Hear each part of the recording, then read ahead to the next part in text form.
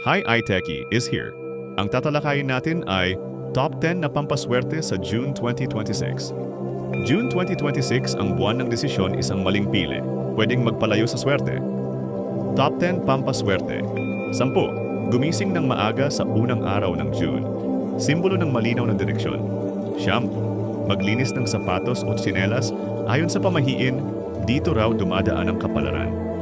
8. Magdala ng 2 barya sa bulsa, pangbalanse ng kita at gastos. 7. Uminom ng tubig pagkagising at magpasalamat, linis ng isip at swerte.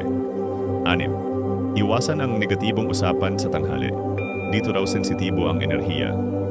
5. Kumain ng puting pagkain, kanin, itlog, tinapay.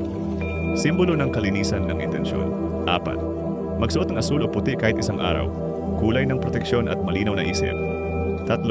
Ayusin ang mga plano sa papel, ang nakasulat daw ay mas mabilis mangyari. 2. Magbigay ng payo o tulong ng tapat, bumabalik ang swerte sa kabutihan. 1. Piliin ang isang desisyon na matagal mo nang iniiwasan. Dito raw nagsisimula ang malaking pagbabago. Pero tandaan, sa Hunyo, ang swerte napupunta sa marunong pumili. Thank you. Don't forget like, share, and subscribe my YouTube channel.